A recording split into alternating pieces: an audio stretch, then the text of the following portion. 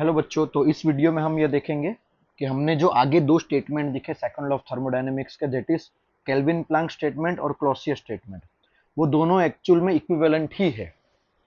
तो एक बार याद करते हैं, केल्विन प्लैंक स्टेटमेंट क्या था। तो वो स्टेटमेंट कह रहा था कि it is impossible to convert heat into work completely. मतलब ये कह रहा था कि आप जो हॉट रिजर्वायर से हीट एब्जॉर्ब करोगे, वो सारी की सारी हीट वर्क में कभी भी कन्वर्ट नहीं हो सकती। कुछ ना कुछ तो आपका हीट का अमाउंट लॉस होगा ही होगा। और क्लॉसियस स्टेटमेंट क्या कह रहा था? क्लॉसियस स्टेटमेंट ये कह रहा था कि बिना एक्सटर्नल वर्क और एक्सटर्नल सपोर्ट के हीट अपने आप कभी भी कोल्ड से हॉट में नहीं जा सकती, कोल्ड ऑब्जेक्ट से हॉट ऑब्जेक्ट में नहीं जा सकती। अब ये दोनों स्टेटमेंट लगते तो अलग है कि भाई एक तो इंजन की बात कर रहा है कि भाई ऐसे इंजन नहीं हो सकता जिसकी एफिशिएंसी 100% हो, और एक तो रेफ्रिजरेटर की बात कर रहा है कि भाई ऐसा रेफ्रिजरेटर भी नहीं हो सकता जिसको पावर सप्लाई ना देना पड़े। एक्चुअल में दोनों स्टेटमेंट इक्वल ही है। तो ये कैसे प्रूफ करेंगे? तो उसके लिए हम पहले ये प्रूफ करेंगे भाई, दो तरीके से प्रूफ करेंगे। पहली मेथड इस वीडियो में, दूसरी मेथड नेक्स्ट वीडियो में देखेंगे हम। तो पहले हम ये मानेंगे कि भाई क्लॉसियस स्टेटमेंट गलत है, और मेरे क्लॉसियस स्टेटमेंट के गलत मानने से अगर केल्विन वाला स्टेटमेंट भी गलत प्रूफ हो गया, इसका मतलब दोनों स्टेटमेंट इक्विवेलेंट है। वापस रिपीट कर रहा हूं, मैं ये मान के चलूंगा क्लॉसियस का स्टेटमेंट गलत है, और इस इसको गलत मानने से अगर केल्विन स्टेटमेंट भी गलत हो जाता है, इसका मतलब दोनों में कोई तो रिलेशन है, दोनों इक्विवेलेंस है, बस ये बात है। तो मैं मान लेता हूं कि भाई क्लॉसियस स्टेटमेंट गलत है। इसका मतलब क्या हुआ भाई? क्लॉसियस स्टेटमेंट गलत होने का मतलब यह हुआ कि मेरे पास एक परफेक्ट रेफ्रिजरेटर अवेलेबल होगा। कैसा रेफ्रिजरेटर? जो कोल्ड ऑब्जेक्ट से हीट एब्जॉर्ब करके सारे की सारी हॉट को दे दे विदाउट एनी वर्क। तो देखो यहां पे एक परफेक्ट रेफ्रिजरेटर है, वो क्या कर रहा है? कोल्ड रिजर्वायर से, एक एग्जांपल ले रहे कि वो कोल्ड रिजर्वायर से कितनी हीट एब्जॉर्ब कर रहा है? 60 जूल, और विदाउट एनी एक्सटर्नल वर्क। देखो यहां पे विदाउट कोई एक्सटर्नल वर्क, वो सारे की सारी हीट आपकी कहां जा रही है? हॉट रिजर्वायर पे जा रही है। तो मेरे पास एक ऐसा परफेक्ट रेफ्रिजरेटर है, मैं मान रहा हूं कि भाई ऐसा पॉसिबल है, और ऐसा पॉसिबल मानने के लिए मुझे क्या करना पड़ा? क्लॉसियस स्टेटमेंट को गलत एज्यूम करना पड़ा कि ये गलत है।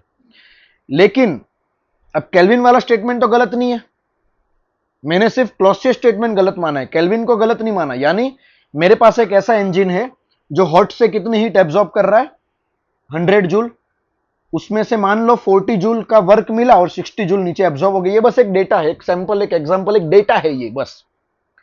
तो मेरे पास एक ऐसा इंजन है जो हॉट से 100 जूल एब्जॉर्ब करेगा, उसमें 40 जूल का वर्क हो गया और 60 नीचे चली गई।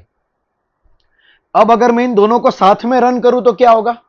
इन दोनों को साथ में रन करने का मतलब कुछ इस तरीके से, देखो इन दोनों को यहां पे मैं साथ में रन कर रहा हूं, थोड़ा इस तरीके से दिखा रहा हूं कि भाई मैं इन दोनों को ऐसे साथ में रन कर रहा हूं कि मेरे पास एक इंजन है जो 100 जूल हीट एब्जॉर्ब करेगा हॉट से, 40 जूल का वर्क देगा और 60 जूल कोल्ड को दे देगा। और साथ में मैं इस रेफ्रिजरेटर को भी रन कर रहा हूं, जो 60 जूल इंजन ने कोल्ड को दिया है, वही 60 जूल ये रेफ्रिजरेटर कोल्ड से निकाल के वापस किसको दे देगा?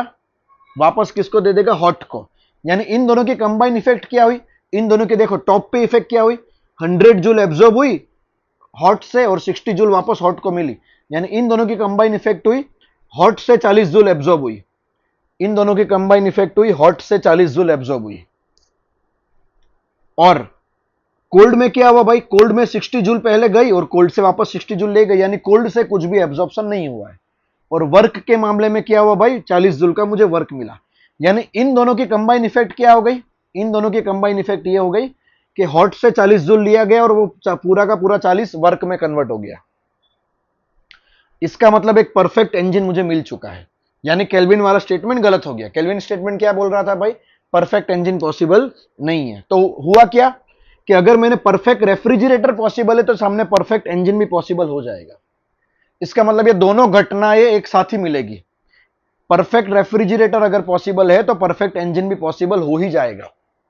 और परफेक्ट रेफ्रिजरेटर के पॉसिबल होने के लिए क्या होना पड़ेगा? क्लॉसियस स्टेटमेंट को गलत प्रूफ करना पड़ेगा। तो अपने आप परफेक्ट इंजन मिलके केल्विन प्लैंक स्टेटमेंट भी गलत प्रूफ हो जाएगा। इसका मतलब दोनों स्टेटमेंट एक ही है, दोनों स्टेटमेंट एक ही है। एक बार आप अच्छे से वीडियो को पॉज करके पूरा पैराग्राफ पढ़ लो। मैं एक बार सारा पैराग्राफ आपको दिखा देता हूं, अब आराम से पॉज करके इसको पढ़ लो। जो भी डिटेल है वो मैं सब अच्छे से समझा चुका हूं, बस एक बार आपकी रीडिंग कॉम्प्रिहेंशन स्किल को डेवलप करने के लिए। एक बार आप इसको रीड कर लो, ठीक है।